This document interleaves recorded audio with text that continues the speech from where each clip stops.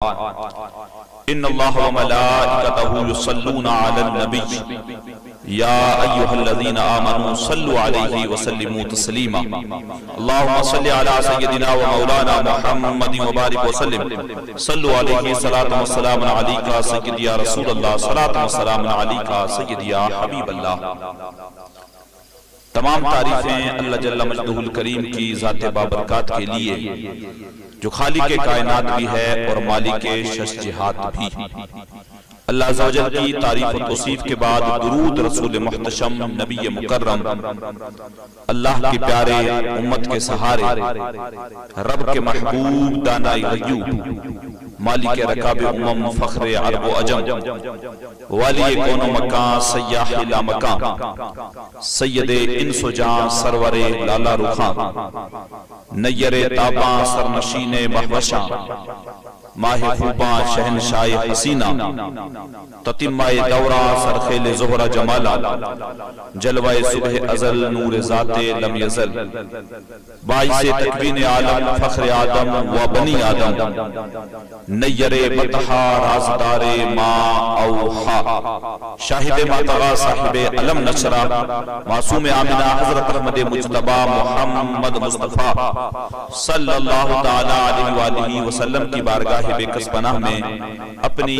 عقیدتوں محبتوں اور ارادتوں کا خراج پیش کرنے کے بعد عزتوں کی مسندوں پر جلوگر معزز و مکرم عزیزم برادر گرامی قاری سلمان صاحب قبلہ اشرفی مولانا فیض محمد صاحب قاری فیض صاحب قاری سردار علی صاحب مبلغ غلام رسول صاحب عزیزم رفیق سلیمانی دیگر جتنے بھی علماء کرام ائمہ کرام میرے سامنے تشریف فرما بزرگوں نوجوان ساتھیوں اور خواتین اسلام السلام علیکم ورحمۃ اللہ وبرکاتہ۔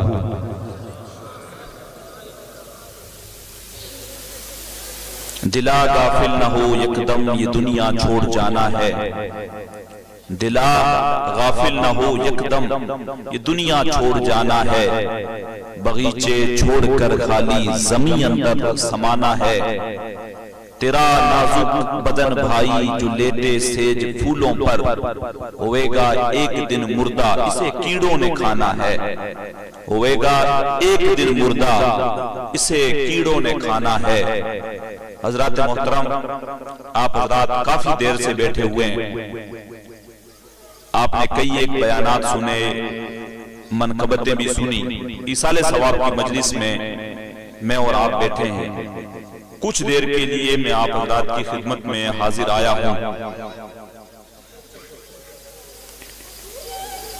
خواتین کی تعداد اچھی خاصی ہے، ان بچوں کو چپ کراؤ تھوڑا،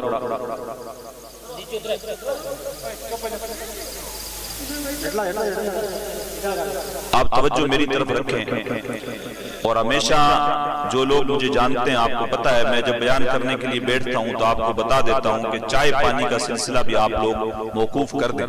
میں خاص طور سے آج خواتین سے گزارش کروں گا کہ آپ تھوڑی توجہ رکھیں، اچھی خاصی تعداد میں آئی ہوئی ہیں خواتین، تو تاکہ کچھ کام کی باتیں سن سکیں۔ یہ قرآن کی آیتیں میں آپ کے سامنے رکھ کے سمپل انداز میں اس کا ترجمہ اور تفسیر آپ کے سامنے بیان کروں گا۔ ایک بات دھیان میں رکھیں کہ جس طریقے سے دین مردوں کے لیے ہے اسی طریقے سے دین جو ہے وہ عورتوں کے لیے بھی ہے۔ سمپل چیزیں ہیں، یعنی جو چیزیں مردوں کے اوپر فرض کی گئی ہیں وہی دین وہی چیزیں عورتوں کے اوپر بھی فرض ہیں۔ ایسا نہیں ہے کہ مردوں کے لیے کوئی الگ سے دین ہے عورتوں کے لیے الگ سے دین ہے، ایسا نہیں ہے۔ آپ کے لیے کچھ احکام تھوڑے بہت الگ ہو جاتے ہیں، جیسے پردہ آپ کو کرنا ہے اور جو ہے وہ چہرہ خالی جو ہے وہ کھلا رکھنا ہے، ہاتھ کھلا رکھ سکتی ہیں آپ، یہاں تک یہ جو گٹوں تک رہتا ہے، اسی طریقے سے جو پاؤں کے جو رہتے ہیں آپ کے یہ جو مرچے رہتے ہیں اور پاؤں کے جو گٹے رہتے ہیں، اس سے آپ پاؤں کی پگتھلیاں یا ہاتھ کی ہتھیلیاں اور یہ چہرہ اتنا جو ہے اتنا عورت کھلا رکھ سکتی ہے، باقی عورت کو پورا بدن چھپانا یہ لازمی ہے۔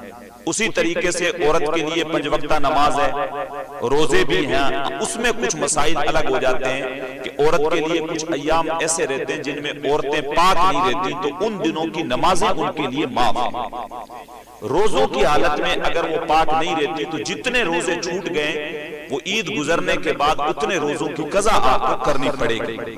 یہ چیزیں شروع میں آپ کو اس لیے بتا رہا ہوں کہ آپ توجہ رکھیں اور یہ چیز جاننے کی کوشش کریں کہ دین جتنا مردوں کے اوپر ہے اتنا ہی آپ کے لیے جو چیزیں آخرت میں قبر اور حشر سے ریلیٹیو چیزیں ہیں، تو جو قبر کے سوالات مردوں سے ہوں گے ویسے ہی سوال عورتوں سے بھی ہوں گے، اور جو نامہ اعمال جس طریقے سے مردوں کو پیش کیے جائیں گے اور جس طریقے سے نیکیوں کی سزا اور برائیوں کی جزا، نیکیوں کی جو ہے وہ جزا اور برائیوں کی سزا جس طریقے سے مردوں کو ملنی ہے اسی طریقے سے عورتوں کے لیے بھی وہ معاملات ہیں۔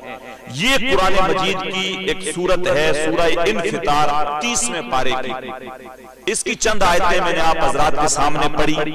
اللہ تبارک و تعالیٰ قیامت کا تذکرہ کر رہا ہے کہ قیامت، کیونکہ ہم لوگ یہ چیز جان رہے ہیں ہماری آنکھوں کے سامنے، چاہے مرد ہو چاہے عورت، ابھی بھی ہم ایصال ثواب کی مجلس میں بیٹھے ہیں، سینکڑوں لوگ آئے، سینکڑوں لوگ دنیا سے چلے گئے، اور اس چیز کا ہمیں بھی علم ہے کہ ایک نہ ایک دن ہماری بھی آنکھیں بند ہو جائیں گی اور ہمیں بھی اس دنیا سے چلے جانا ہے۔ اور صرف دنیا سے چلے جانا کافی نہیں، یعنی ایک کوئی چیز ہوئی جس کو پیدا کیا گیا، اس کو چھوڑ دیا گیا، تیری مرضی ہے جو چاہے کھا کما جیسے جینا ہے جی، اب مر گیا تو مرنے کے بعد معاملہ ختم ہو گیا۔ اگر یہ مقصد ہوتا تو دنیا کو پیدا کرنے کا کوئی ریزن ہی نہیں ہوتا لوگوں کو۔ اللہ نے قرآن میں ارشاد فرمایا الذی خلق الموت والحیات لیبلوکم ایکم احسن عملا، ہم نے موت اور زندگی کو اس لیے پیدا کیا تاکہ تمہیں پرکھیں، تمہیں جانچیں کہ تم میں سے اچھے عمل کس کے ہیں۔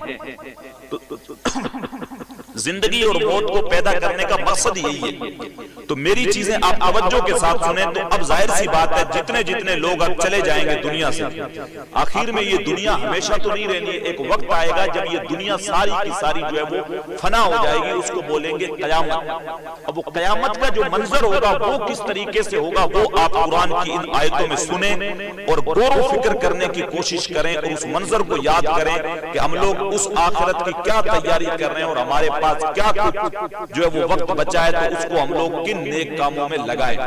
اللہ تبارک و تعالیٰ ارشاد فرماتا ہے اذا السماء انفطرت، اور جب آسمان پھٹ جائے گا، یہ جو آسمان آپ کو نظر آ رہا ہے اس کے اندر دراڑیں اور شگاف پڑ جائے گا۔ جب قیامت آئے گی تو یہ آسمان پھٹ جائے گا۔ اذا السماء انفطرت، جب آسمان پھٹ جائے گا، وَإِذَا الْكَوَاكِبُ انتَثَرَتْ، اور ستارے جھڑ پڑیں گے۔ یہ جو رات میں آپ آسمان میں دیکھتے ہیں یہ ٹمٹماتے ہوئے ستارے آپ کو نظر آ رہے ہیں، جب یہ قیامت آئے گی تب یہ آسمان بھی پھٹ جائے گا، یہ ستارے بھی جھڑ پڑیں گے۔ اور آگے اللہ تبارک و تعالیٰ ارشاد فرماتا ہے وَإِذَا الْبِحَارُ فُجِّرَتْ، اور سمندر بہنے لگ جائیں گے۔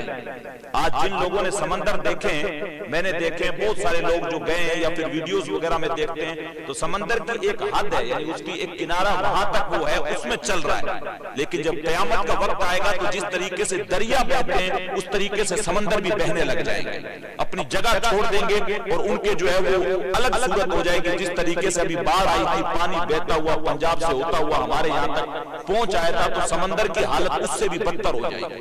وَإِذَا الْبِحَارُ فُجِّرَتْ، اور جب سمندر بہنے لگ جائیں گے، اور پھر آگے ارشاد فرمایا وَإِذَا الْقُبُورُ بُعْثِرَتْ، اور جب قبروں کا حال یہ ہو جائے گا کہ وہ زیر و زبر کر دی جائے گی، یعنی قبریں جن کے اندر مردے دفن ہیں وہ بھی اتھل پتھل ہو جائیں گی اور اندر کے مردے نکل کے باہر آ جائیں گے۔ جب قیامت کا دن آئے گا، جب قیامت کا منظر برپا ہوگا تو قبروں سے مردے جو گڑے ہوئے مردے وہ بھی باہر نکل آئیں گے۔ اپنے جس طریقے سے بولتے ہیں نا کوئی بندہ انتقال کر گیا، ایک زبان بولتے ہیں عموماً کہ فلاں بندہ تو انتقال کر گیا، یار اب کیوں بات کر رہا ہے، یا پرانی کوئی بات ہوتی ہے تو بات میں بات کرتے ہیں یار اب گڑے ہوئے مردے کیوں اکھاڑ رہے ہیں۔ تو جب قیامت آئے گی تب معاملہ یہ ہوگا کہ جو گڑے ہوئے مردے ہیں وہ بھی قبروں سے باہر آ جائیں گے۔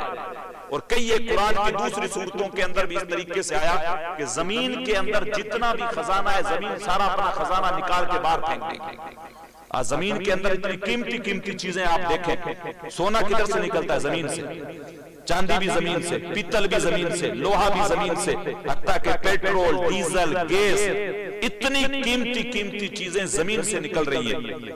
اور وہ زمین جب قیامت کا دن آئے گا اپنا سارا خزانہ نکال کے باہر پھینک دے گی، اور اس کے سینے میں جتنے بھی راز ہوں گے سارے راز کھل کے سامنے آ جائیں گے، اپنے سارے راز وہ بتا دے گی۔ تو ارشاد فرمایا وَإِذَا الْقُبُورُ بُعْثِرَتْ، اور جب قبریں جو ہے زیر و زبر کر دی جائیں، عَلِمَتْ نَفْسٌ مَا قَدَّمَتْ وَأَخَّرَتْ، اس دن ہر ایک جان لے گی جو اس نے آگے بھیجا ہے یا جو اس کا اثر پیچھے چھوڑا ہے۔ اس دن ہر ایک جان کو یہ پتہ لگ جائے گا کہ میں نے اپنے آخرت کے لیے کیا عمل کیا ہوا ہے، کیا میں نے آگے بھیجا ہے اور اس کے اثرات میں پیچھے کیا چھوڑ کے آگے ہوں۔ ہر ایک جان اس دن جان لے گی۔ آج کوئی اس چیز کو مانے نہ مانے الگ بات ہے، لیکن جب وہ منظر برپا ہوگا تو ہر کسی کو یہ علم ہو جائے گا کہ ہاں میں جو کچھ گل کھلا کے آیا ہوں سارا کچھ میرے سامنے آ گیا ہے۔ تو اس لیے ہر بندے کو یہ فکر کرنی چاہیے کہ وہ دن آنے والا ہے جس دن سارے بندوں کو رب کے سامنے پیش ہونا ہے۔ اور پھر آگے اللہ تبارک و تعالیٰ نے انسان کو جھنجھوڑا اور انسان کو جو ہے وہ متنبع کیا، اس کو باخبر کیا اور اس کو پکار کے کہا یا ایھا الانسان ما غرک بربک الکریم، اے انسان تجھے تیرے کریم رب کے در سے کس نے غافل کر دیا؟ ذرا اندازہ تو لگاؤ رب تبارک و تعالیٰ کیسا اسلوب اپنا رہا ہے۔ انسان سے مخاطب ہے، انسان میں مرد اور عورت دونوں آ رہے ہیں، صرف مرد نہیں، انسان میں صرف مرد نہیں آتا، انسان میں مرد اور عورت دونوں ہیں۔ یا ایھا الانسان ما غرک بربک الکریم، اے انسان تجھے تیرے کریم رب سے کس چیز نے غافل کر دیا؟ تو اس کریم رب سے کیوں دور ہو گیا؟ ایسے کون سے جو ہے وہ بہروپیے کے چکر میں تو پھنسا، یا کون سی ایسی جو ہے وہ خواہشات میں تو الجھ گیا کہ تو اپنے کریم رب کو بھول گیا، اپنے کریم رب کا جو ہے وہ در چھوڑ کے تو چلا گیا؟ اور آگے ارشاد فرمایا رب بھی کون سا؟ الذی خلقک فسواک فعدلک، وہ رب جس نے تجھے پیدا کیا، جس نے تجھے پیدا کیا اور پھر تیرے اعضاء کو درست کیا اور پھر تیرے عناصر کو معتدل بنایا۔ یعنی وہ رب جس نے تجھے پیدا کیا، تیرے اعضاء کو بھی برابر بنایا اور تیرے عناصر کو بھی معتدل رکھا، برابر رکھا، اس میں کوئی اونچ نیچ نہیں۔ آپ اندازہ لگائیں رب تبارک و تعالیٰ نے بندے کو مخاطب کر کے کہا اے انسان تیرے کریم رب کے در سے تجھے کس چیز نے غافل کر دیا؟ وہ رب جس نے تجھے پیدا کیا، تیرے اعضاء کو بھی برابر بنایا، ایسا نہیں کیا تیرا ایک ہاتھ لمبا کر دیا، ایک چھوٹا کر دیا، ایک پاؤں تیرا لمبا ہو گیا دوسرے والا چھوٹا کر دیا، برابر بنایا، تجھے اتنی خوبصورت شکل و صورت دی، تیری آنکھیں بنائی، تیرے ہونٹ بنائے، ناک کان، اتنا خوبصورت ڈھانچہ تیرا بنایا، کوئی کمی بیشی تیرے جو ہے اندر نہیں رکھی، اتنا خوبصورت تجھے بنایا، اور تو نے کیا کیا؟ اسی کریم رب کا در چھوڑ دیا، اسی رب کا در چھوڑ کے تو بھاگ گیا، اور اس رب کی رحمتیں تجھے آواز دیتی رہی تیرے کریم رب کے در سے تجھے کس چیز نے غافل کر دیا؟ کیوں اس کا در چھوڑ کے بھاگ گیا؟ ذرا کوئی بات نہیں، اب تو تیرا بڑھاپا آ گیا ہے۔ اللہ تبارک و تعالیٰ ارشاد فرما رہا ہے کہ بندہ اگر غور و فکر کرے، انسان کو اللہ نے عقل دی، اگر انسان غور و فکر کرے اور سوچے تو انسان کو یہ چیز کا اندازہ ہو جائے گا کہ جس رب نے مجھے پیدا کیا، اتنا خوبصورت بنایا، رب تبارک و تعالیٰ نے جب بچپن میں تجھے پیدا کیا تو چھوٹا تھا، تو روتا تھا، تو بول نہیں سکتا تھا، اللہ تبارک و تعالیٰ نے تیری ماں کے سینے کے اندر تیری محبت رکھی کہ تو روتا تھا، وہ سمجھ جاتی تھی میرے بچے کو پیاس لگی ہے، میرے بچے کو بھوک لگی ہے، وہ تجھے کھانا دیتی تھی، وہ تجھے دودھ پلاتی تھی۔ تو بچپن میں تیرے اوپر یہ احسان کیا کہ تیرے رب نے تیری ماں کے سینے میں تیری محبت رکھ دی، تو روتا تھا، بلکتا تھا، تیری ماں سمجھ جاتی تھی تجھے سینے سے لگا کے، خود اگرچہ بھوکی رہتی تھی لیکن تجھے دودھ پلاتی تھی، تجھے چپ کراتی تھی۔ اور پھر معاملہ یہ ہوا تو چل نہیں سکتا تھا، تیرے پاس ہاتھ تو تھے لیکن پکڑنے کی قوت نہیں تھی، تیرے پاس پاؤں تو تھے لیکن چلنے کی طاقت نہیں تھی، تجھے جو ہے انگلی پکڑ پکڑ کے ماں نے چلنا سکھایا، کبھی تو چارپائی کے ساتھ جو ہے وہ لگ کے چلنا سیکھا اور چلتا چلا گیا۔ یہ رب تبارک و تعالیٰ کے تجھ پہ احسان ہے۔ اچھا تو جو ہے وہ بولو براز اندر کر دیتا تھا، تیری ماں اپنے منہ پہ بغیر کپڑا رکھے ہوئے تیری گندگی صاف کرتی تھی، ہم نے اس کی دل کے اندر تیری محبت رکھی۔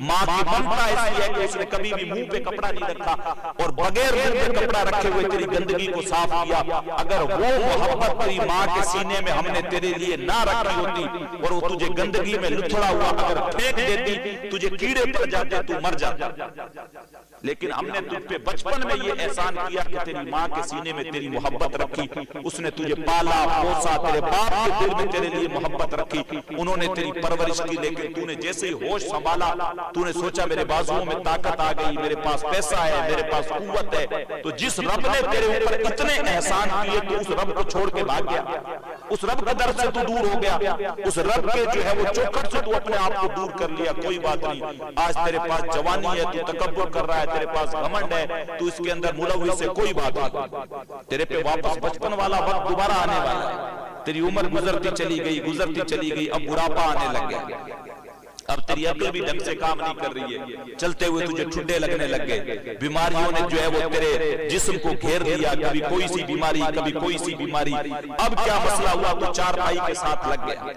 کچھ دن تو گھر والوں نے تیری بڑی خدمت کی، لیکن ان کو بھی کام کاج میں جانا ہے، کھیتی باڑی ہے، جیسے ابھی آپ لوگ بیٹھے ہوئے ہیں، زیادہ لمبے وقت تک بیٹھ نہیں سکتے، صبح کھیتی باڑی ہے، ساروں کا اپنا کام دھندا ہوتا ہے، حضرت جلدی سے سمیٹو، ہم نے جا کے سونا ہے، صبح ہم نے کھیت کا کام کرنا، ظاہر سی بات ہے ہر بندے کی اپنی جو ہے وہ ضرورتیں ہوتی ہیں، تو گھر والوں نے کچھ دن تک تو بڑی خدمت کی، لیکن پھر سوچا ہمیں کام بھی تو کرنا ہے، ڈیوٹیاں بھی تو کرنی ہے، اور پھر کہا کہ بابوں کو ایسا کیا کہ گھر میں ایک آدھی کوئی خادمہ تھی اس کے حوالے کر دیا، یا بابے کو اٹھایا اور اس کا جو ہے پہلے کمرے میں چارپائی تھی، اب اس کو اٹھا کے برآمدے میں ڈال دیا، بابے کو باہر ڈال دو، بابا مریض ہو گیا، اب کھانستا ہے تو ہمیں تکلیف ہوتی ہے، یا ساری رات ہمیں پریشان کرتا ہے، اٹھ کے کرنا پڑتا ہے سارا کچھ، پہلے برآمدے سے، پہلے کمرے سے گیلری میں آیا، گیلری سے برآمدے میں آ گیا، برآمدے سے الگ کوئی کمرہ ہے تو پھر اس میں اٹھا کے ڈال دیا۔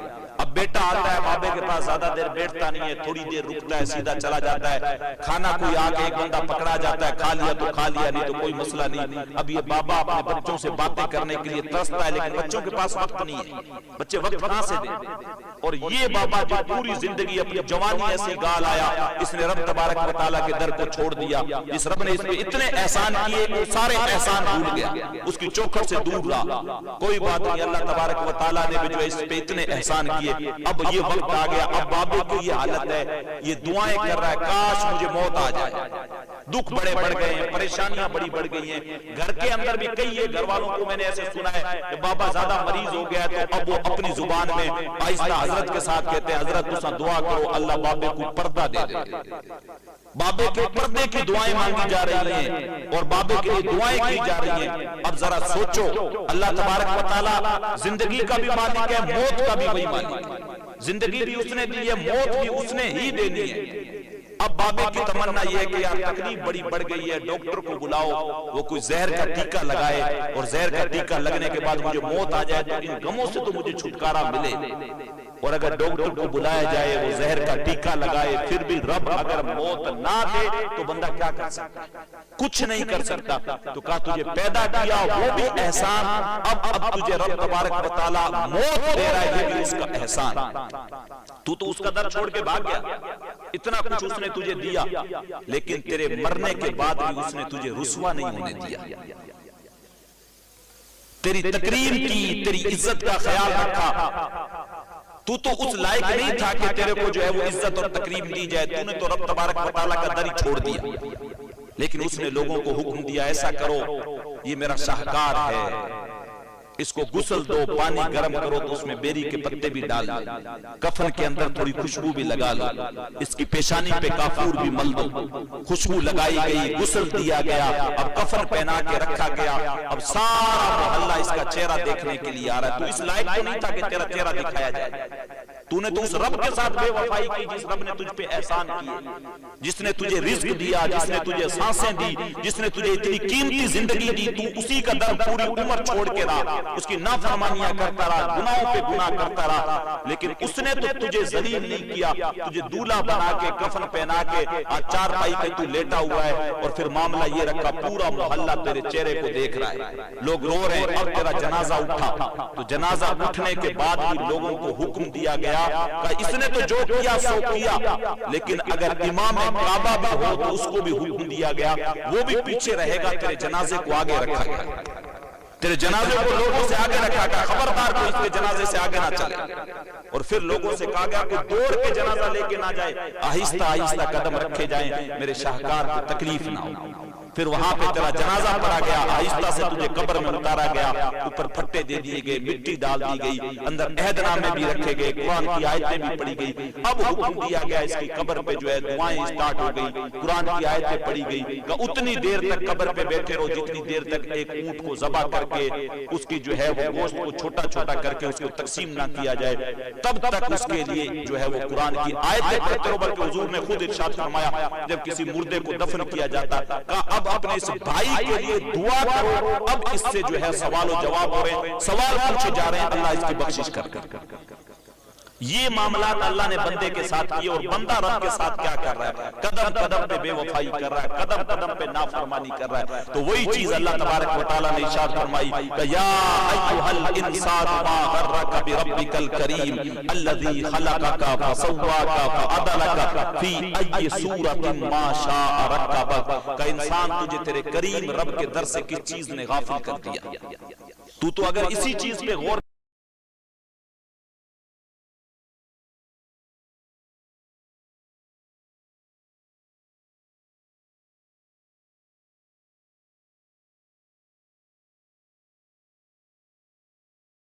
کر لیتا تو تو اس کی کبھی بھی نافرمانی نہ کرتا، لیکن تو اس کا رزق کھا کے، اس کی نعمتیں کھا کے، اس کے احسانات کو بھول کے اسی کے در سے تو دور ہٹتا چلا گیا اور اپنی موت کو بھول گیا۔ تو کوئی بھی بندہ اپنی موت کو نہ بھولے، کفی ای صورت ما شاء رکبک، جس شکل میں تجھے چاہا ترکیب دیا۔ پھر آگے ارشاد فرمایا کلا بل تکذبون بالدین، اور سچ تو یہ ہے کہ تم قیامت کے دن کو جھٹلاتے ہو۔ یہ سچ ہے کہ تم قیامت کے دن کو جھٹلاتے ہو، تم سوچتے ہو یہی دنیا کی رنگینیاں ہیں، یہی سارا کچھ ہے، جو 4 دن کی زندگی ہے حضرت جی لو، 4 دن کی چاندنی پھر اندھیری رات۔ یہ کہہ کے نوجوان آج گناہوں کے اندر ملوث ہو گیا ہے اور سوچ رہا ہے حضرت جو بھی ہے میلے مگریوں میں گھومو، عیش کرو، کھاؤ پیو اور جدھر چاہو رہو، کوئی بات نہیں، 4 دن کی زندگی ہے، اسٹیٹس لگا رہا ہے، فیس بک کے اوپر لکھ رہا ہے حضرت یہ زندگی پھر نہیں ملے گی، دوبارہ نہیں ملنے والی ہے، یہی ہے جو کچھ کرنا ہے کر لو۔ لیکن سمجھدار بندہ وہ ہوتا ہے جو اس دنیا کو، اس زندگی کو قیمتی سمجھے اور اس کے اندر اپنا وقت ضائع نہ کرے اور اپنی آخرت کی تیاری کرے۔ اور اللہ نے کہا کلا تکذبون بالدین، سچ تو یہ ہے کہ تم آخرت کے دن کو، قیامت کے دن کو جھٹلاتے ہو۔ تمہارا کس نے دیکھا حضرت قیامت؟ کون قبر دیکھ کے آیا ہے؟ اگر کوئی بندہ یہ کہتا بھی ہے تو وہ بندہ ایمان سے خارج ہو جاتا ہے۔ ایمان کا حصہ ہے، ابھی حضرت نے بول کے جو ایمان مفصل جو سنائی اس میں یہ چیز اللہ پہ ایمان، فرشتوں پہ، اس کی کتابوں پہ، رسولوں پہ، آخرت کے دن پہ، اچھی بری تقدیر پہ اور مرنے کے بعد دوبارہ اٹھائے جانے پہ ایمان رکھنا لازمی ہے۔ صرف زبان سے نہیں، دل سے بھی ان چیزوں کو ماننا ضروری ہے۔ کسی ایک چیز کا بھی انکار کیا وہ بندہ ایمان سے خارج ہو گیا۔ یہ ہمارے ایمان کا حصہ ہے۔ میں اس لیے چاہے خواتین ہوں چاہے مرد ہوں سب سے کہہ رہا ہوں ان چیزوں کو ہم لوگ سمجھیں۔ ہم لوگ یہ سوچتے ہیں کوئی نہیں کلمہ پڑھ لیا یا کہیں پہ ہم نے جا کے 2 گھنٹے کسی پروگرام میں بیٹھے یا کوئی فاتحہ کی چیز ہم نے کھا لی، اب ہم مسلمان ہیں، اب اس سے زیادہ ہمیں کوئی سیکھنے کی ضرورت نہیں ہے۔ نہیں، ہمیں ضرورت ہے عقائد سیکھنے کی، ایک ایک چیز کا ہمیں پتہ ہونا چاہیے کہ یہ چیزیں ہمارے لیے لازمی ہیں اور ان چیزوں کو ہمیں کرنے کی ضرورت ہے۔ پھر آگے ارشاد فرمایا وَإِنَّ عَلَيْكُمْ لَحَافِظِينَ، اور حالانکہ تم پر فرشتے مقرر ہیں، جیسا حضرت ابھی کہہ رہے تھے تمہارے اوپر فرشتے نگہبان ہیں، ایک تمہاری اس کندھے پہ بیٹھا ہے، ایک اس پہ بیٹھا ہے، ایک نیکیاں لکھ رہا ہے، ایک جو برائیاں کر رہے ہو وہ لکھ رہا ہے۔ ایسا نہیں ہے کہ چپ چاپ کمرے میں بیٹھ کے کچھ کر لو، اندھیرے میں کچھ کر لو، کہیں پہ جو ہے کوئی نہیں دیکھ رہا ہے تو کر لو، کوئی دیکھے نہ دیکھے، رب کی ذات تو ہمیشہ تمہیں ملاحظہ کرتی ہے، اس کے ساتھ اس نے فرشتے بھی لگا رکھے ہیں جو تمہارا سارا کچھ معاملہ لکھ رہے ہیں، اور کل قیامت کے دن وہ سارا رجسٹر تمہارے سامنے پیش کر دیا جائے گا۔ فرشتے کرامن کاتبین، فرشتے کون سے ہیں جو سارا کچھ لکھ رہے ہیں، یعلمون ما تفعلون، وہ جانتے ہیں جو کچھ تم کر رہے ہو، سارا کچھ تمہارے کندھوں پہ بیٹھے ہوئے ہوں، ساری چیزیں لکھ رہے ہیں۔ اور پھر آگے ارشاد فرمایا ان الابرار لفی نعیم، قیامت کے دن کا تذکرہ کیا، ارشاد فرمایا بے شک نیک لوگ عیش و آرام میں ہوں گے، جو نیک ہیں جنہوں نے نیکیاں کی، عبادتیں کی، نمازیں پڑھی، روزے رکھے، اپنے رب کو راضی کیا اور رسول کی اطاعت کی، اللہ اور اس کے رسول کی اطاعت کی، تو کل قیامت کے دن وہ عیش و آرام میں ہوں گے، جنت میں ہوں گے، ان کے لیے نعمتیں ہی نعمتیں ہوں گے۔ اور پھر ارشاد فرمایا وَإِنَّ الْفُجَّارَ لَفِي جَحِيمٍ، اور اس دن یقیناً بدکار جہنم میں ہوں گے۔ جو بدکار ہیں، جو بدکاریاں کرتے ہیں، گناہ کرتے ہیں، رب کی نافرمانیاں کرتے ہیں، رب تبارک و تعالیٰ پہ ایمان نہیں رکھتے اور اس کے حکموں کو ہمیشہ توڑتے رہتے ہیں، تو وہ جہنم میں ہوں گے۔ ان الفجار لفی جحیم، بے شک بدکار اس دن یقیناً جہنم میں ہوں گے۔ یصلونھا یوم الدین، اور اس دن قیامت کے روز داخل ہوں گے اس میں، قیامت کے روز، قیامت کے دن جہنم میں داخل ہوں گے جو بدکار ہیں۔ وما هم عنها بغائبین، اور وہ اس سے غائب نہ ہو سکیں گے۔ آج تو جو ہے وہ آپ کسی کے سامنے کوئی چیز حاضر ہو، مجلس لگی، پنچایت ہوئی، آپ چھپ گئے، آپ نے کوئی جرم کیا، پولیس آئی، آپ یہاں سے منہ اٹھا کے کھیت بھاگ گئے، سائیڈ ہو گئے۔ لیکن اس دن جو بدکار ہیں، ایسا نہیں ہے کہ غائب ہو جائیں گے، کہیں سائیڈ ہو جائیں گے تاکہ ہم جہنم سے بچ جائیں، ایسا کچھ نہیں ہے، بلکہ معاملہ یہ ہوگا کہ وہ اس دن بچ نہیں سکیں گے، اس دن بچ نہیں سکیں گے، غائب نہیں ہو سکیں گے۔ رب تبارک و تعالیٰ سے کون بچ سکتا ہے؟ آج بھی رب تبارک و تعالیٰ کی نظر میں سارا کچھ ہے، لیکن کیونکہ روز جزا آنے والا ہے، قیامت کا دن آنے والا ہے، اس دن ساروں کو بدلہ دیا جائے گا اور ان کو بتایا جائے گا یہ سارے معاملات ہیں۔ اور پھر آگے ارشاد فرمایا وما ادراک ما یوم الدین، اور آپ کو کیا علم کہ روز جزا کیا ہے؟ سوالیہ نشان، آپ کو کیا پتا جزا کا دن کیا ہے؟ پھر آگے ارشاد فرمایا ثم ما ادراک ما یوم الدین، اور پھر آپ کو کیا علم کہ قیامت کا دن، جزا کا دن کیا ہے؟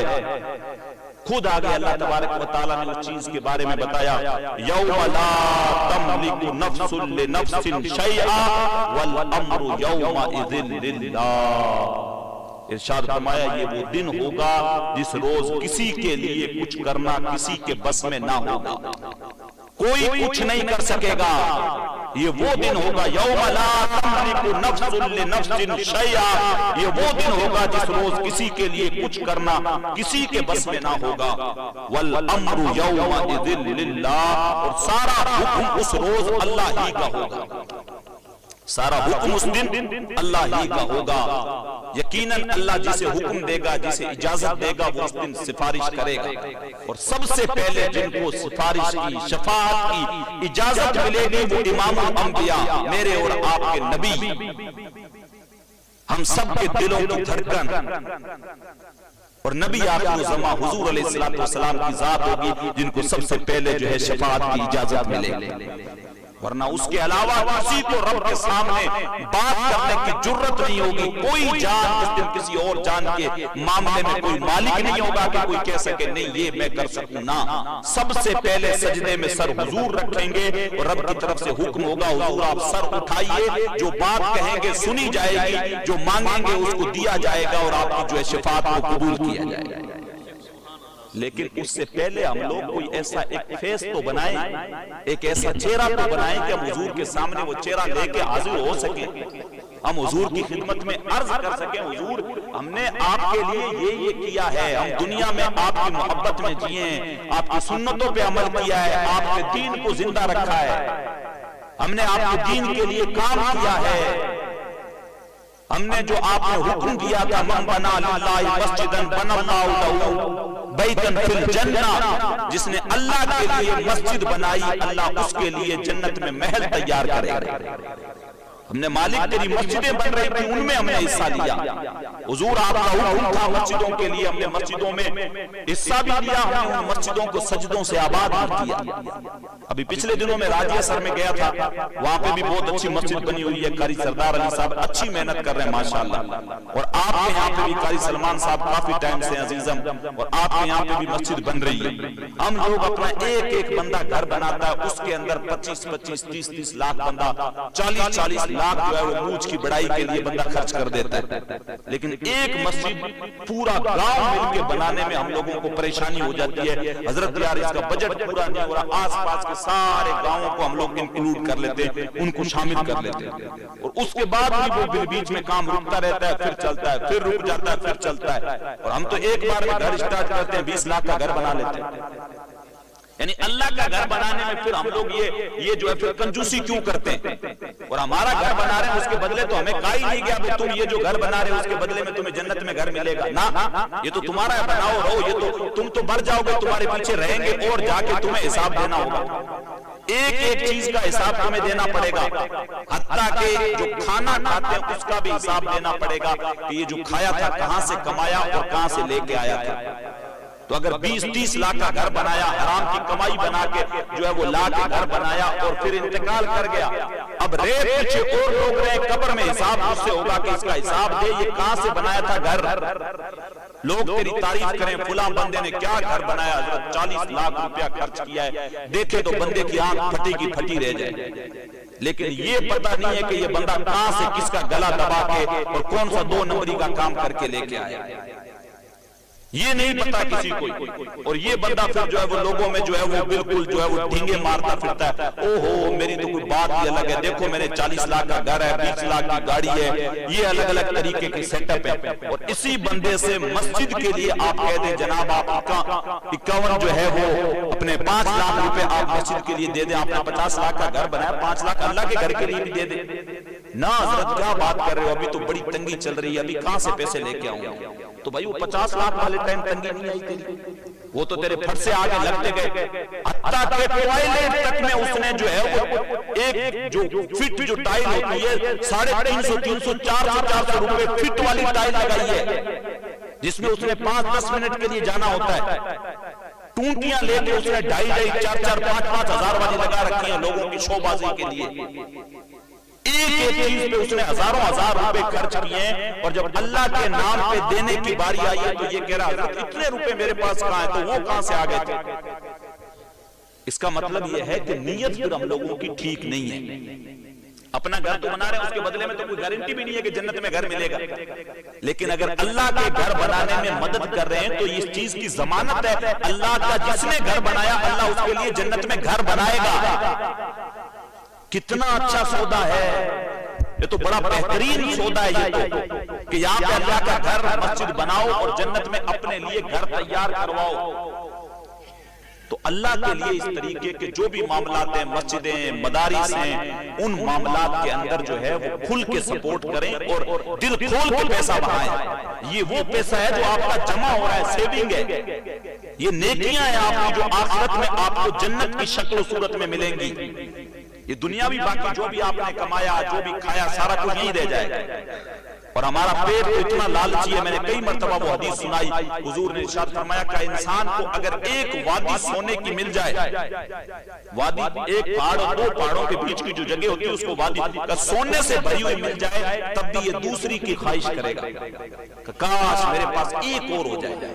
بندہ اگر 10 لاکھ کا جو مالک ہے ہوتا ہے, کاش 10 لاکھ اور ہو جائے, وہ 20 لاکھ جیسے ہی وہ 50 لاکھ کی طرف بڑھتا ہے, 1 کروڑ ہوئے کہتا ہے 2 کروڑ ہو جائے, کبھی اس کی حد رکتی نہیں ہے. حضور نے ارشاد فرمایا کہ انسان کا پیٹ اور اس کا منہ قبر کی مٹی بھر سکتی ہے, ورنہ اس کا پیٹ بھرتا نہیں ہے. بلکہ کئیوں نے کہا پیٹ تو بھر جاتا ہے, لیکن اس کی آنکھیں اتنی حریص اور لالچی ہو جاتی ہیں کہ وہ بھرتی نہیں. وہ ہمیشہ اس میں رہتا ہے, ابھی یہ بھی مجھے مل جائے, ابھی یہ بھی مل جائے, لاکھ سے 10 لاکھ پہ, 10 لاکھ سے 50 لاکھ. صبر اس کو نہیں آتا. جس بندے کو صبر اور شکر آ گیا وہ دنیا میں بھی کامیاب ہے, وہ آخرت میں بھی کامیاب ہے. تو صبر اور شکر ہم لوگ یہ 2 چیزیں سیکھیں, چاہے مدرسہ بن رہا ہو, چاہے مسجد بن رہی ہو, اس طریقے کے نیک کام ہیں اس میں بڑھ چڑھ کے حصہ لیں اور دل کھول کے حصہ لیں, کوئی کنجوسی نہیں کریں. اور جو اللہ کی راہ میں خرچ کرتا ہے, من جاء بالحسنۃ فلہ عشر امثالھا, اگر اللہ کی بارگاہ میں ایک اچھائی کرو گے, ایک نیکی کرو گے, ایک خرچ کرو گے, اللہ اس کے بدلے میں تمہیں 10 عطا کرے گا. یہ رب کا وعدہ ہے, یہ رب تبارک و تعالیٰ کا وعدہ ہے. تو ان چیزوں کا ہم لوگ خیال رکھیں. آئمہ ہیں, مسجد کے امام صاحب ہیں, ان کا ساتھ دیں. اور فرضی کاموں کے اندر آج ہم لوگ جو ہے پتہ نہیں کتنا کیا کچھ خرچ کر رہے ہیں, اور کتنی چیزوں کے اندر ہم لوگ الجھے ہوئے. ایسے ہی ایسے ہمیشہ آپ مجھے جانتے ہیں کافی کچھ میں تو ہمیشہ منع کرتا ہوں، یہ ہم لوگوں نے جو ہے وہ جس طریقے کے معاملات کر رکھے ہیں کیا کچھ پتہ نہیں ہم لوگ کر رہے ہیں، نارمل سے نارمل معاملات، بیاہ شادی ہو گئی وہاں پہ بھی ہم لوگ خرچ کر دے رہے ہیں۔ آج کل یہ عجیب طریقے کی رسمیں چل رہی ہیں، ہلدی کی رسم ہے اس پہ 1.5 لاکھ روپیہ مسلمان خرچ کر رہا ہے، پتہ نہیں اور کون کون سی رسمیں، چپل چورائی سے لے کے پتہ نہیں کیا کیا رسمیں ہم نے اسٹارٹ کر رکھی ہیں، اور عجیب عجیب طریقے کے ہم لوگ فضول خرچیاں کر رہے ہیں۔ لیکن تعلیم کے معاملے میں ہمارے پاس کچھ بھی نہیں ہے، نہ ہمارے بچے اچھے پڑھے ہوئے ہیں، نہ گریجویٹ ہیں، نہ کوئی اچھا ان کا فیوچر ہم سوچ رہے ہیں، نہیں، ہم لوگ یہی سوچ رہے ہیں مسلمان کیا کرے گا جب پیسہ آئے گا، ایک گھر بنائے گا، گاڑی دے گا، باقی بچا ہوا پیسہ شادی بیاہ پہ خرچ کر کے پھر کنگال ہو جائے گا، پھر دیہڑی مزدوری کرے گا، وہ کبھی بھی اپنا فیوچر سیف نہیں کرے گا۔ وہ یہ چیز سوچ نہیں رہا ہے کہ میں اپنے بچوں کے مستقبل کے لیے ان کی تعلیم کا انتظام کروں، ان کے ایجوکیشن کا انتظام کروں، اور فرضی چیزوں کے اوپر جو ہے وہ معاملات جو ہے نا وہ پیسے ہزاروں ہزار لاکھ خرچ ہو رہے ہیں۔ مسئلہ یہ ہے کہ ایک چیز یہ کافی دنوں سے آپ لوگ دیکھ رہے ہیں چل رہی ہے، جو فرضی مزاروں والے معاملات ہیں وہ دیکھو آپ ہمارے یہاں پہ کتنے پھیل گئے۔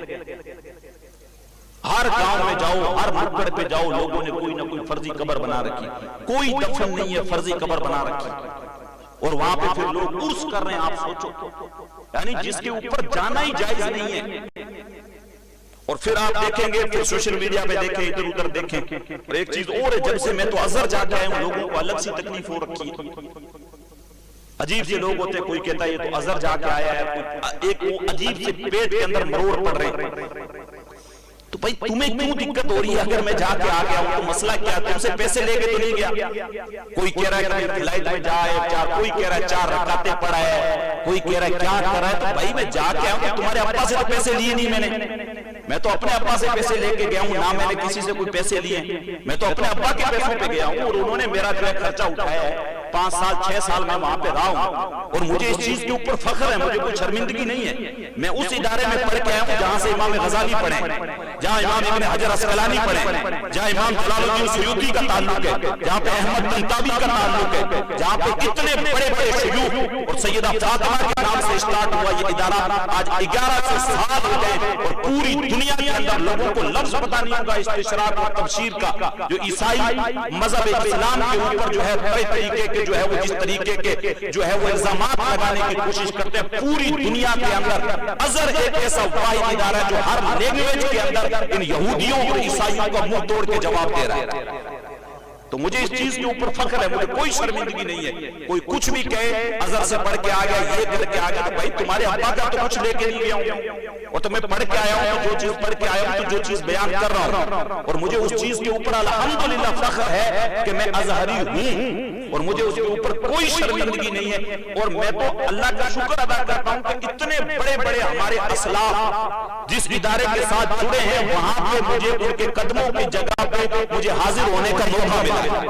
امام شافعی کے روزے پہ مجھے جانے کا موقع ملا، امام ابن حجر اسقلانی کے یہاں پہ میں گیا ہوں، امام جو ہے طحاوی کے یہاں پہ میں گیا ہوں، اور اتنے امام کمال امام کے روزے پہ گیا ہوں، سیدہ نفیسہ کے یہاں پہ میں گیا ہوں، اتنے بڑے بڑے امام جن کا نام ہم نے صرف سنا تھا، امام بدر الدین عینی، امام قسطلانی، اتنے بڑے بڑے احناف کے امام بھی اور شوافی کے امام بھی، ان کے قدموں میں بیٹھ کے پڑھنے کا شرف مجھے ملا ہے، اور یہ اللہ کا شکر ہے، اور میں پراؤڈلی یہ چیزیں کہتا ہوں۔ تو کوئی بھی بندہ کچھ بھی منہ اٹھا کے بول دیتا ہے، لوگوں کے عجیب سے مروڑ پڑ رہے پیٹ کے اندر، کوئی کہہ رہا ہے یہ ازہر جا آیا ہے، کوئی کہہ رہا ہے 4 رکعتیں پڑھا ہے، کوئی کہہ رہا ہے 4 کتابیں پڑھا ہے۔ بھائی تم بھی چلے جاؤ، تمہیں کس نے روکا؟ پڑھو، اور لوگوں کو آ کے جو ریئلٹی ہے وہ بتاؤ۔ ایک چیز سوشل میڈیا کے ذریعے بھی لوگ سن رہے ہیں، اور بہت سارے لوگ ہیں جو لوگوں کو عجیب کشمکش میں ڈالنے کی کوشش کرتے ہیں۔ آج کا نوجوان جاگ چکا ہے، اور نوجوان کو یہ چیزیں سمجھ آ گئی ہیں، اور نوجوان کو سمجھ آ رہا ہے کہ جہاں پہ کسی نے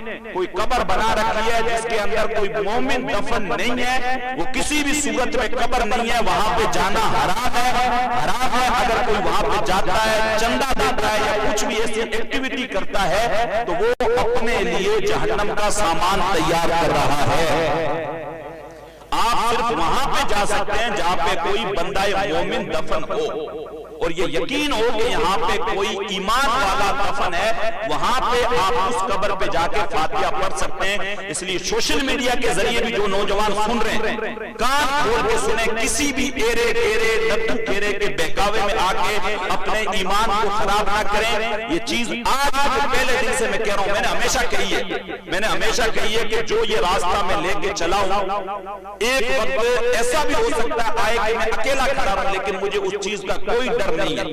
پہلے دن سے جو چیز میں لے کے چلا ہوں حق بیانی، وہ بالکل ہر روز بیان کی جائے گی، اور کوئی بھی صورت نہیں ہے کہ جہاں پہ کوئی بندہ دفن نہ ہو اور اس کو جو ہے وہ جائز قرار دے دیا جائے۔ اسلام میں ایسا کوئی گنجائش نہیں ہے جہاں پہ کوئی بندہ دفن نہیں ہے، چاہے وہ 200 سال سے قبر بنی ہوئی ہے، چاہے وہ 50 سال سے بنی ہوئی ہے، وہاں پہ کسی بھی بندے کا جانا، وہاں پہ حاضر ہونا اور وہاں پہ کوئی چیز دینا یا چندہ دینا بالکل حرام ہے اور جہنم میں لے جانے والا کام۔ جو سوشل میڈیا پہ سن رہے ہیں وہ بھی کان کھول کے سنیں، آپ لوگ جو بیٹھے ہیں وہ بھی کان کھول کے سنیں۔ ہاں ایک چیز اور، پھر کیا کرتے ہیں لوگ اس چیز کو الٹا بیان کرنے کی کوشش کرتے ہیں، یہ تو اولیاء اللہ کے لیے منع کر رہا ہے، بالکل نہیں۔ جو اللہ والوں کی قبریں ہیں، جو اللہ والوں کی مزاریں ہیں، جہاں پہ اللہ والے دفن ہیں، وہاں پہ آپ کے اندر طاقت ہے تو آپ جائیں، کوئی نہیں روک رہا۔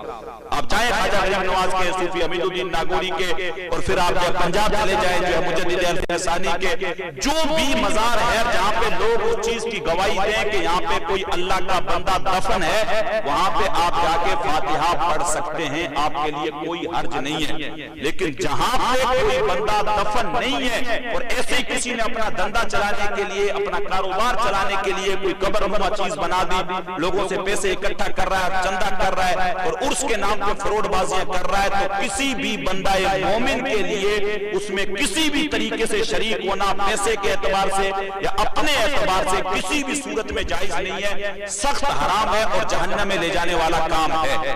اب ایسی چیزیں جب آ رہی ہیں تو کیا تکلیف کن کو ہوگی میں بتاؤں؟ تکلیف ان لوگوں کو ہوگی جو اس طریقے کے کاروبار کر رہے ہیں، جن کے دندے چل رہے ہیں، جو وہاں پہ کچھ اس طریقے کے معاملات کر رہے ہیں اور ایسی چیزوں پہ قبضے کر کے بیٹھے، صرف ان کے پیٹ میں مروڑ پڑیں گے۔ جو تھوڑی سی بھی عقل رکھنے والا بندہ ہے اور جو اللہ اور اس کے رسول پہ ایمان رکھتا ہے، اس کو کوئی تکلیف نہیں ہوگی۔ لنگر کرتے ہیں، بڈیرے نہیں دیکھے، ہم نہیں دیکھے، نہ پکڑی صحیح تھوڑا ہے کس کا؟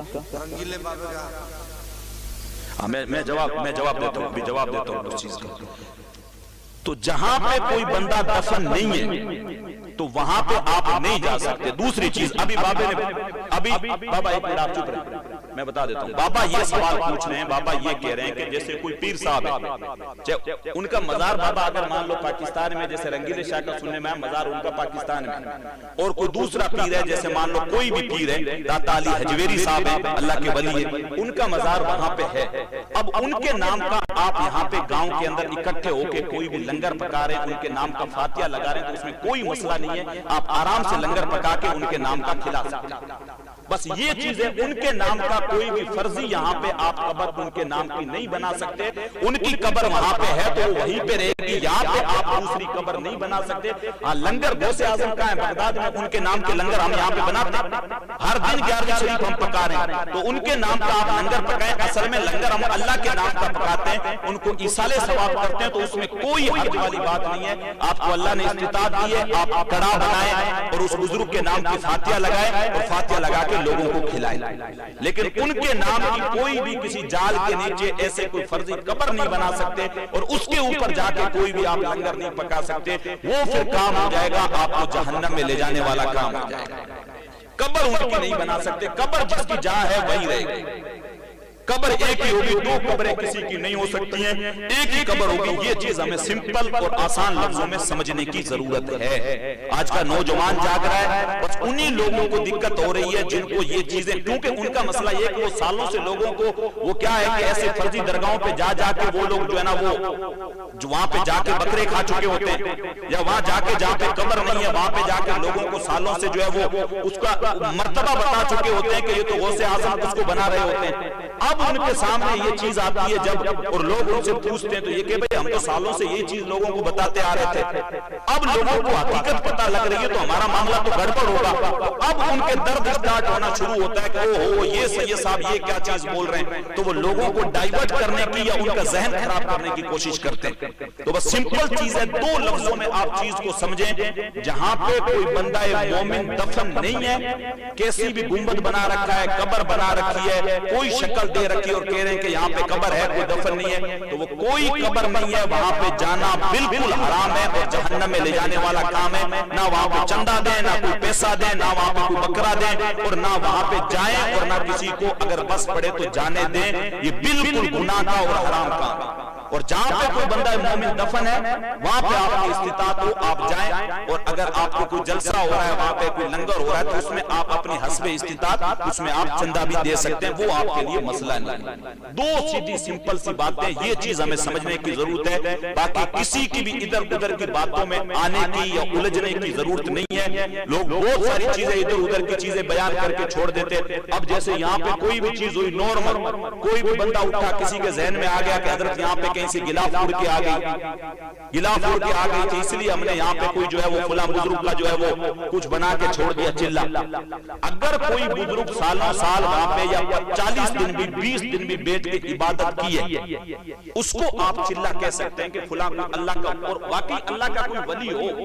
آج ہمارے ادھر یہ ہو گیا ہے کہ نارمل بندہ انتقال کرتا ہے، کل اس کا عرس اسٹارٹ ہو جاتا ہے. یہ چیز بھی بالکل غلط ہے. جو اللہ کا ولی ہو عرس صرف اسی کا ہونا چاہیے.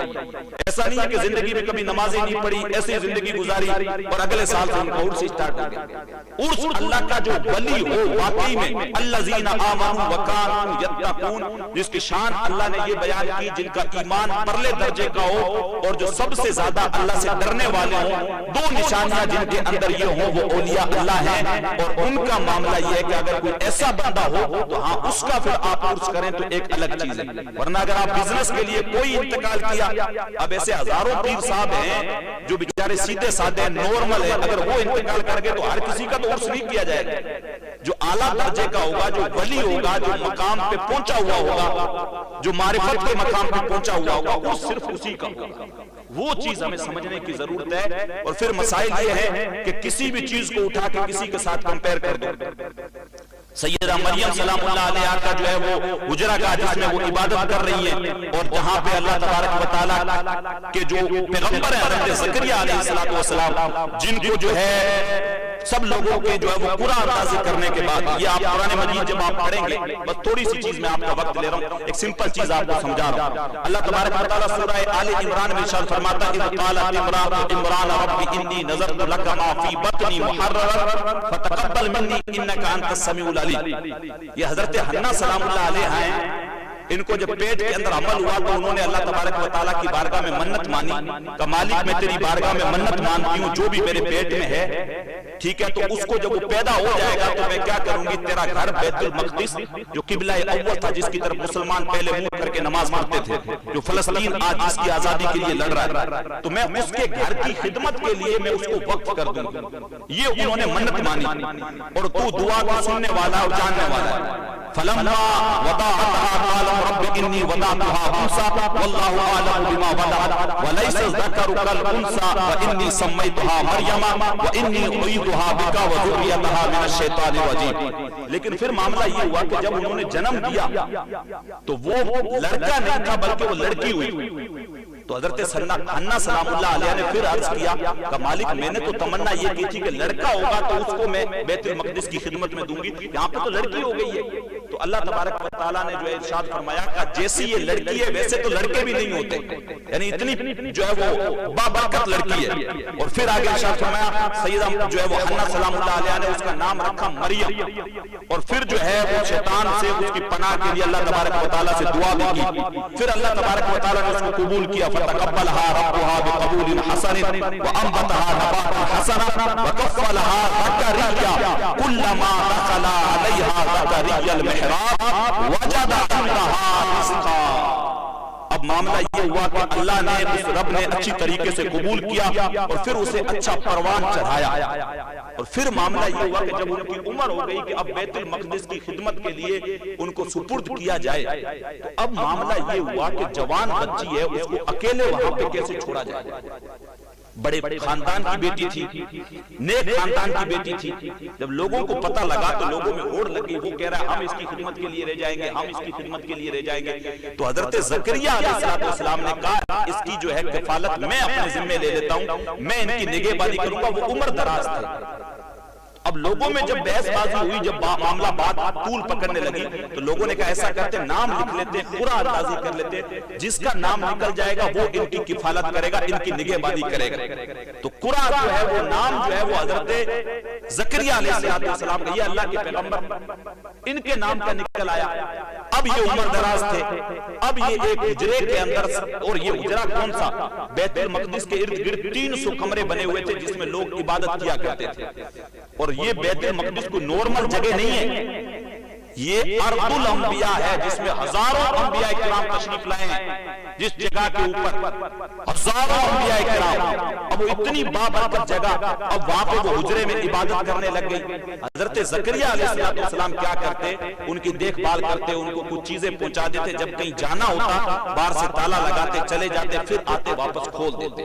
اب معاملہ کیا ہوا؟ قرآن اس چیز کا تذکرہ کر رہا ہے. کیا کر رہا ہے؟ وَكَفَّلَهَا زَكَرِيَّا. اب کچھ لوگ یہ کہہ دیتے ہیں کہ حضرت زکریا علیہ السلام وہاں جا کے ایک ولیہ کے یہاں پہ جا کے انہوں نے دعا کی، انہوں نے، وہ ان کی نگہبانی میں تھی، وہ ان کی کفالت میں تھی، وہ روزانہ رہتے ہی وہیں پہ تھے، ان کے آس پاس ان کی دیکھ بھال کرنے کے لیے. کفلہا زکریا، نگہبان جو ہے ان کو بنایا گیا ان کا کہ ان کی دیکھ بھال کرو، آپ عمر دراز ہو. اور وہ خود انہوں نے وہ چیز لی، ان کی نگہبانی کی. اب معاملہ کیا ہوا کہ جب بھی وہ کمرے میں داخل ہوتے، کلما دخل علیہا زکریا المحراب، جب حضرت زکریا علیہ السلام محراب بولتے ہیں وہ نماز پڑھنے کی جگہ کو، جب وہاں پہ داخل ہوتے، وجد عندہا رزقا، سیدہ مریم کے پاس پھل پاتے، تازہ پھل پڑے ہوئے ہوتے بے موسم کے.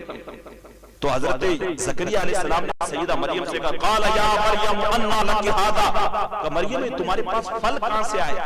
اب سنو اللہ والوں کا انداز کیا ہوتا ہے. سیدہ مریم نے کیا جواب دیا؟ یہ نہیں کہا کہ میرے پاس سے آئے نا، کیا کہا؟ قال هو من عند اللہ، یہ میرے رب کی طرف سے آئے ہیں. یہ جو بغیر موسم کے آپ پھل دیکھ رہے ہیں، یہ میرے رب کی طرف سے آئے ہیں. اور ان اللہ یرزق من یشاء بغیر حساب، اور میرا رب جسے چاہتا ہے اسے بغیر حساب عطا کرتا ہے.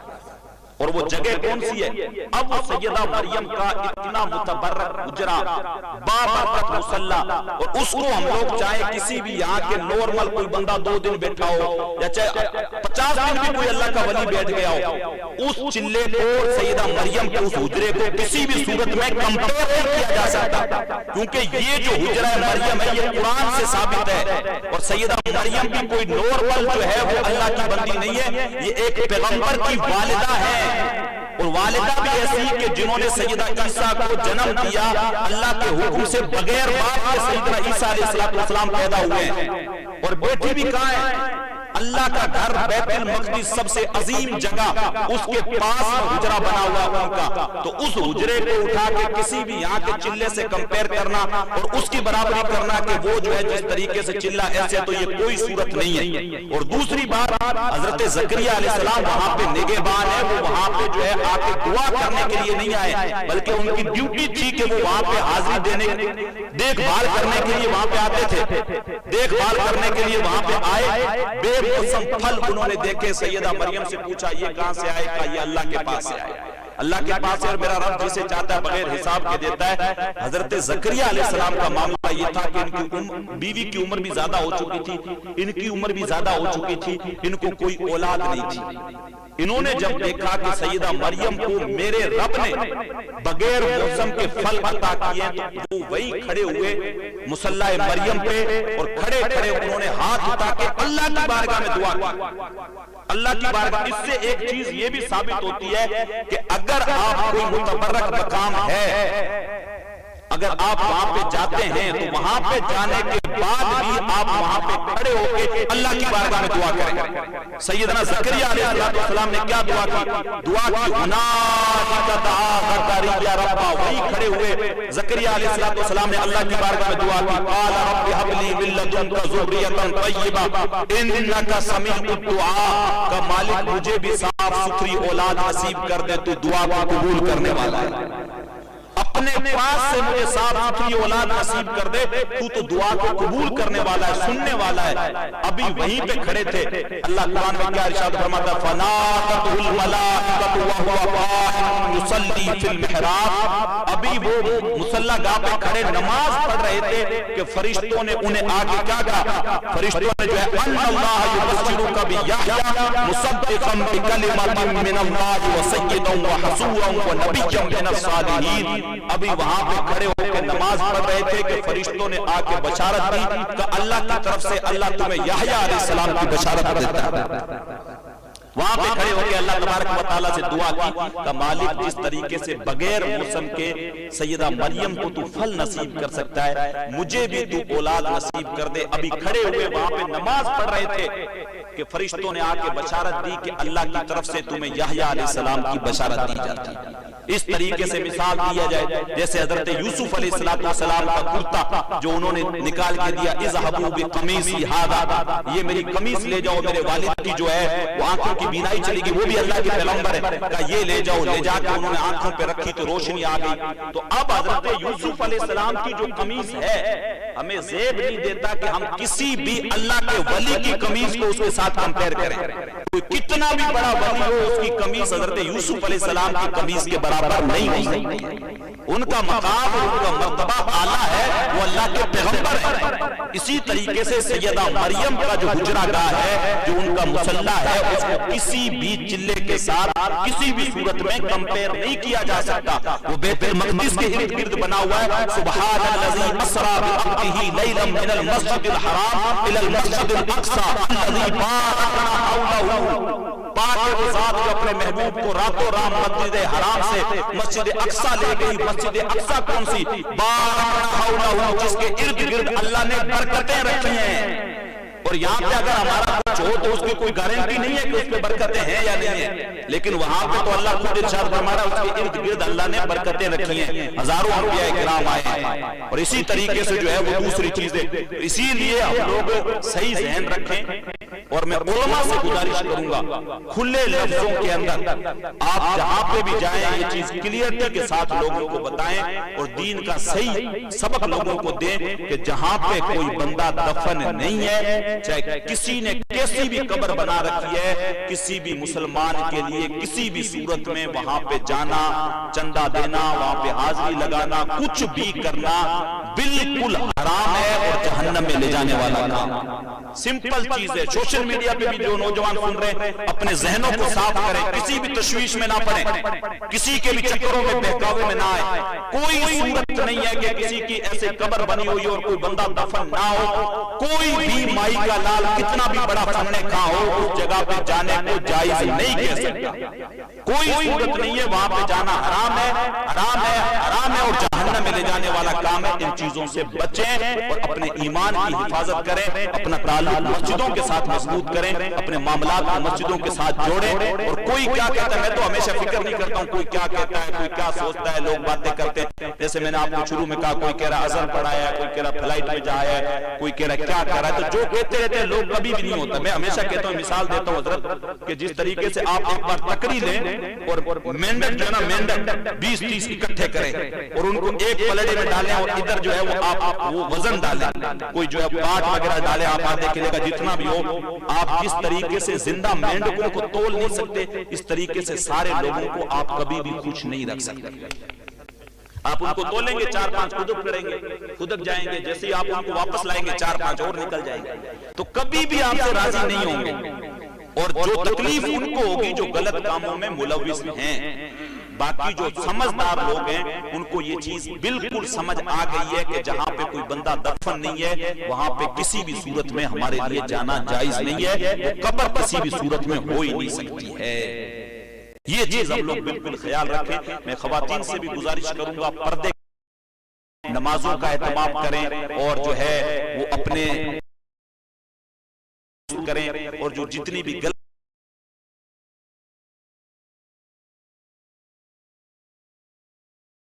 کو اور زیادہ بہتر کرنے کی کوشش کریں. دینی تعلیم کو بھی بہت اہم ہے. قاری سلمان صاحب ان کو آپ بالکل کندھے سے کندھا ملا کے, ہم لوگ اماموں کی ٹانگیں بہت کھینچتے ہیں. میں تو خود 1 سال امام رہا ہوں, مجھے پتا ہے. جہاں پہ وہاں سردار شیر 1 سال امام تھا, میں مصر جانے سے پہلے 1 سال وہاں امام تھا. تھوڑی دیر ہوگی کوئی بھی بندہ منہ اٹھا کے بول دو, کوئی بھی بندہ آیا میں حضرت یہ نہیں کیا آپ نے, حضرت آپ 2 منٹ لیٹ ہو گئے, حضرت آپ صبح کہاں تھے, حضرت رات آپ کہاں تھے, حضرت آپ. ارے بھائی تمہیں نماز پڑھنے سے مطلب ہے 2 منٹ میں کوئی روح تھوڑی نکل جائے گی تمہاری. اللہ کے گھر ہی میں تو بیٹھے ہو, اچانک آگے 9 بجے جماعت ہے اور حضرت نے اس دن ہی اگر مان لو 15 منٹ زیادہ کر دیے تو سارے حضرت پہ چڑھ پڑیں گے. حضرت یہ کیا کیا, ہم تو 9 بجے کے بھروسے آئے تھے, آپ نے 15 منٹ اور زیادہ کر دیے, اب ہم 15 منٹ بیٹھے. بھائی اللہ کے گھر میں بیٹھا تیرا ایک منٹ عبادت میں گزر رہا ہے, 15 منٹ بیٹھ جائے گا تو تیری روح تھوڑی نکلے گی. تو چائے والے کھٹے پہ, تاش والے اڈے پہ, وہاں پہ بیٹھ کے تو گھنٹوں گھنٹوں نکال دیتا ہے. تو لوگوں کے ساتھ جھوٹ بولتے ہوئے, لوگوں کی غیبتیں کرتے ہوئے گھنٹوں نکال دیتا ہے. اور اللہ کے گھر میں 10 منٹ 20 منٹ اگر لیٹ ہو رہا تو کیا مسئلہ ہے؟ وہ تو تیرے لیے فرشتے بیٹھے ہوئے نیکیاں نیکیاں لکھ رہے ہیں, عبادت ہی عبادت لکھی جا رہی ہے. اور مومن کی مثال ہے المؤمن فی المسجد کالسمک فی الماء.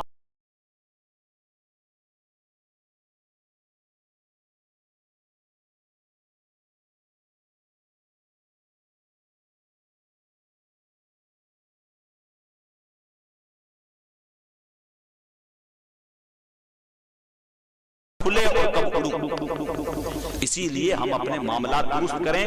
امام صاحب آپ کے گاؤں کے میرے ساتھی ہیں, سلیمانیہ رحمانیہ میں میرے ساتھ پڑھتے تھے.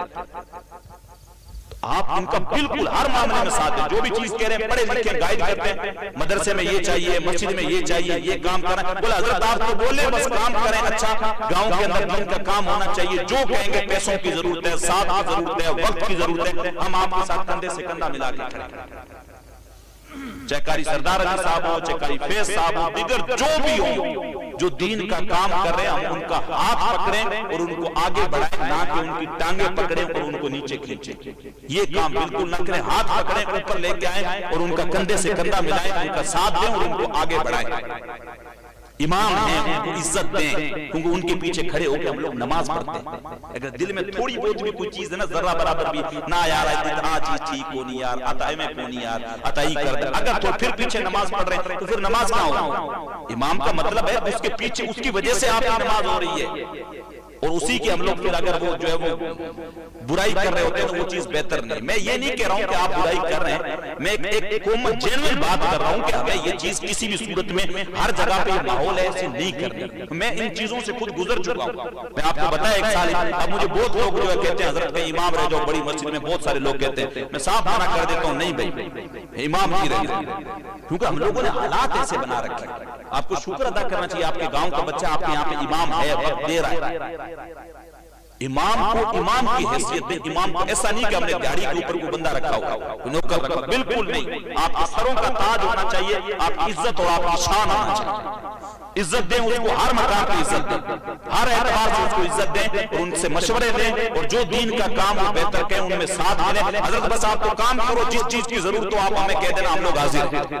اللہ نے بہت نواز رکھا ہے اور ایسے نیک کاموں میں اگر حصہ لیں گے تو اللہ اور نوازے گا. چاہے وہ قاری سردار علی صاحب ہو, چاہے وہ فیض صاحب ہو, جو بھی ہوں, جتنے بیٹھے ہیں دین کا کام کر رہے ہیں, جب بھی دین کے لیے آپ کو پکاریں تو آپ لبیک کہتے ہوئے حاضر ہو جائیں. اور یہ مسجد آپ کی پڑی ہے, اس کو جلدی کمپلیٹ کریں. جتنا پیسہ لگ رہا ہے کوئی نہیں, آپ اگر 5-5 ہزار سے نہیں ہو رہا ہے, 10-10 ہزار کی ضرورت پڑ رہی ہے تو آپ کے حضرت یہ لوگ 15 ہزار لوگ, کوئی آپ کی خزانے میں کمی نہیں آنے والی ہے, کوئی بھوک نہیں مریں گے. کہیں ایسا نہیں ہے کہ بھیک مانگنی پڑے گی, نہیں. اللہ کے نام پہ دیں گے, ایک دیں گے, وہ اس کے بدلے میں یقین رکھ کے دیکھیں وہ آپ کو 10 دے گا. یہ رب کا وعدہ ہے. کھلے دل کے ساتھ ہیں, وہ اچھی چیزیں لگائیں. ہم لوگ ٹوائلٹ وغیرہ میں اتنی اچھی چیزیں لگا رہے ہیں, تو ہمارا خود کے اللہ کا گھر ہے, اس میں تو ہمیں ہائی کوالٹی والی چیزیں لگائیں, خوبصورت مسجد بنائیں. اتنی بڑی مسجد بن رہی ہے تو پھر اس کو نمازیوں سے بھی آباد کریں. ایسا نہیں ہے کہ بنا لی 2 ہی نمازی کھڑے ہیں, ایک حضرت ہیں 3 لوگ, باقی سارے حضرت بس ٹھیک ہے. مسجد بڑی سونی بنائی, تو سونی بنا کے کیا کرو گے جب نماز ہی نہیں پڑھ رہے؟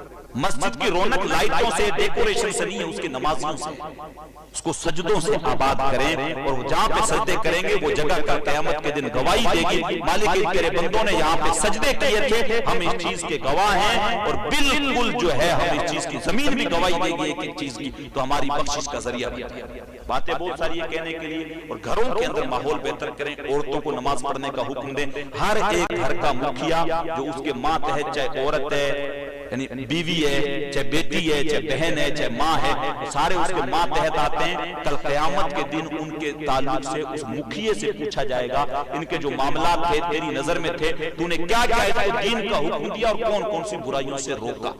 تو ہر بندہ اپنے گھر کا ماحول بہتر کرے، عورتوں کو پردے کا حکم دے، نماز کا حکم دے، اچھی تعلیم دے، اچھی تربیت کرے، اور بچیوں کی جب نکاح کی عمر ہو جائے تو ان کا نکاح کر دیں، اور کوشش یہ کریں کم سے کم خرچے میں ان کا نکاح کریں، اور اس پیسے کو بچائیں، اور گاؤں والے ایک تنظیم بنا کے، یا حضرت کی جو بھی تنظیم بنی ہے، کمیٹی ایک اچھی بنی ہوئی ہے مجھے پتا ہے، کر کے آپ لوگ نوجوان جو اس معاملے میں ہر سال کچھ پیسہ ایسا اکٹھا کریں، فنڈ ریزنگ کریں، تاکہ وہ پیسہ گاؤں کے جو کمزور بچے ہیں جو پڑھنا چاہ رہے ہیں، دینی تعلیم، دنیاوی تعلیم، اچھے عہدوں پہ جانا چاہ رہے ہیں، اور کسی کا فیس کا معاملہ پھنس رہا ہے، کوئی کہیں پہ کھانے کے لیے ترس رہا ہے، کوئی باہر شہر میں رہتا ہے اس کو روم اویلیبل نہیں ہو رہا ہے، تو آپ اس پیسے کو اس بچے کی اچھی تعلیم کے اوپر خرچ کریں۔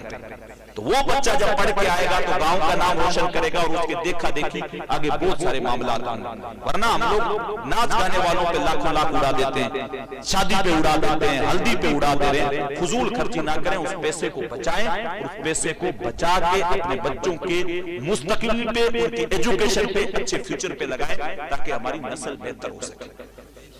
کمپٹیشن کرنا اچھے کاموں میں کریں، غلط کاموں میں نہ کریں، فضول خرچیوں سے بچیں، غلط کاموں سے بچیں، اور ہم اپنے آپسی جو اختلافات ہیں ان کو ختم کریں، اور اگر کوئی کچھ کہہ رہا ہے تو لوگوں کی پرواہ نہیں کریں، سارے لوگ آپ سے کبھی بھی خوش نہیں ہو سکتے۔ میں امام صاحب سے سارے لوگوں سے بھی کہوں گا، اگر کوئی کچھ کہتا بھی ہے تو کسی کی پرواہ نہیں کرے، میں کسی کی کوئی پرواہ نہیں کرتا کوئی کیا کہہ رہا ہے، سارے لوگ آپ سے کبھی خوش نہیں ہوں گے۔ اگر جب تک آپ کے کچھ مخالف نہیں ہوں گے، آپ پہ کمنٹ کرنے والے نہیں ہوں گے، آپ کو برا بھلا کرنے والے نہیں ہوں گے، تو اس کا مطلب یہ ہے کہ آپ حق نہیں بول رہے۔ کچھ آپ کو اگر کمنٹ کر رہے ہیں، کچھ آپ سے چڑ رہے ہیں، اس کا مطلب یہ ہے کہ ٹھیک ہے آپ حق بول رہے ہیں۔ سارے لوگ اگر آپ کے ساتھ ہیں، اس کا مطلب آپ چاپلوس ہیں، آپ لوگوں کی ہر بات میں ہاں ملا دیتے ہیں، اس لیے آپ چاپلوس ہیں۔ نہ، کچھ مخالف ہونے ضروری ہیں، وہ وقت وقت پہ آپ کو جو ہے وہ جگاتے رہتے ہیں کہ نہیں ابھی آپ نے آگے اور کام کرنا ہے، ابھی آپ نے آگے اور بڑھنا ہے، تو بالکل پرواہ نہ کریں، ڈریں صرف اللہ سے۔ زندگی اور موت اس کے ہاتھ میں، عزت اور ذلت بھی اس کے دست قدرت میں، وَتُعِزُّ مَن تَشَاءُ وَتُذِلُّ مَن تَشَاءُ بِيَدِكَ الْخَيْرُ إِنَّكَ عَلَىٰ كُلِّ شَيْءٍ قَدِيرٌ۔ وہ جسے چاہتا ہے عزتیں دیتا ہے، وہ جسے چاہتا ہے رسوا کر دیتا ہے، اور وہ ہر ایک چیز پہ قادر ہے، بے شک وہ چیز پہ قادر ہے۔ زندگی بھی اس نے دی ہے، موت بھی اس نے دینی ہے، اور پہلے اس سے کہ موت آئے ہم اپنی آخرت بھی کی تیاری کریں، اپنے معاملات بہتر کریں، اور معاملات بہتر کریں، اور قبر کی بھی تیاری کریں، کسی بھی وقت موت آ سکتی ہے۔ اللہ مجھے اور آپ کو سننے سے زیادہ عمل کی توفیق نصیب فرمائے۔ دل میں ہیں درد و غم کے فسانے بھرے ہوئے، برسوں سناتا اگر کوئی درد آشنا ملتا، زمانہ سن رہا تھا بڑے شوق سے، ہم ہی سو گئے داستاں کہتے کہتے، جی چاندہ ہے اس رات نو محشر دی فجر تک روک لواں، جے وس چلے میرا سونے نو محشر تک روک لواں، نہ نظر کرم دی جھات مکے، نہ بات مکے، نہ رات مکے، مگر دل کے ارمان پورے ہوئے تھے ابھی، یہ غضب ہو گیا کہ سحر ہو گئی، ان کی زلفیں جدھر بھی بکھرتی گئی، گیت گاتی ہوئی شب ادھر ہو گئی، ان کی آنکھوں میں ایسا نشہ تھا فراز، جس نے دیکھا وہی لڑکھڑاتا گیا، تم سے فریاد ہے اے گنبد خضرا والے، کعبے والوں کو ستاتے ہیں کلیسا والے، کی محمد سے وفا تو نے تو ہم تیرے ہیں، یہ جہاں چیز ہے کیا لوح و قلم تیرے ہیں۔ استغفر اللہ ربی من کل ذنب و اتوب الیہ۔